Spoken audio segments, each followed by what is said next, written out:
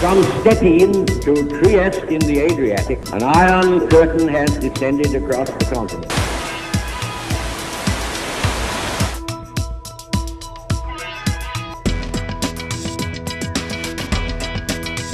Before March 5th, 1946, Fulton, Missouri was nothing more than a small rural town nestled in the middle of the state. But after former British Prime Minister Winston Churchill delivered his famous Iron Curtain speech here at Westminster College, Fulton earned a permanent place in world history. Out of Churchill's address came the National Churchill Museum, which is dedicated to exploring the life and times of one of the 20th century's most influential leaders. Once you get inside the museum, there is a vast array of information, interactive audio-visual presentations that bring Churchill, bring history in the 20th century to life. The idea for a memorial dates back to the early 1960s as Westminster College was looking to commemorate the 20th anniversary of Churchill's Sinews of Peace speech. But coming up with the ideal attraction was far from an easy task. They have a number of ideas, a rose garden, a sculpture. They ultimately hit on the far more ambitious notion of bringing from London a Christopher Wren church, badly damaged in World War II, bringing it to Fulton, bringing it to Westminster, reconstructing it back to Wren's original design to serve as a memorial to Churchill's visit. This church, known as St. Mary Aldermanbury, was originally built in 1666 in London by renowned architect Christopher Wren.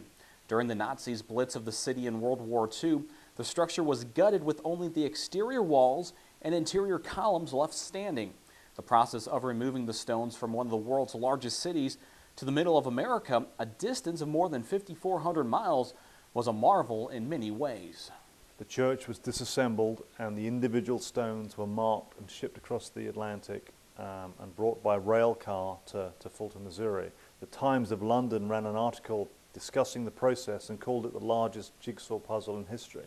On May 7th, 1969, the Churchill Memorial was dedicated, and in the decades since, the museum grounds have grown in its tribute to Churchill's role on the global stage. We also have 8 sections of the Berlin Wall brought from Germany within months of the collapse of the Berlin Wall and the end of the Cold War, turned into a piece of sculpture called Breakthrough by the artist Edwina Sands, Churchill's granddaughter.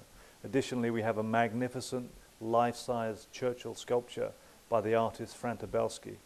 And outside the museum, our latest piece, we have a bas-relief by the St. Louis artist Don Wigan that captures the moment that Winston Churchill dropped his hand and declared that an iron curtain has descended. Meanwhile, St. Mary Aldermanbury, located above the museum, is much more than a symbol of Churchill's English roots. It can also be used by the public for a multitude of events.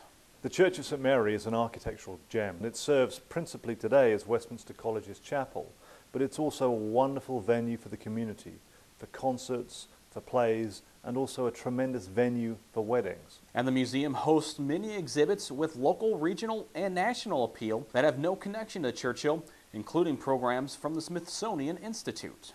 We have 6 temporary exhibitions every year, so check our website for up-to-date information. The museum is open 7 days a week from 10 a.m. until 4:30 p.m. with extended hours until 7 p.m. on the first Thursday of every month. There are 3 days that the museum is closed during the year: New Year's Day, Thanksgiving Day, and Christmas Day.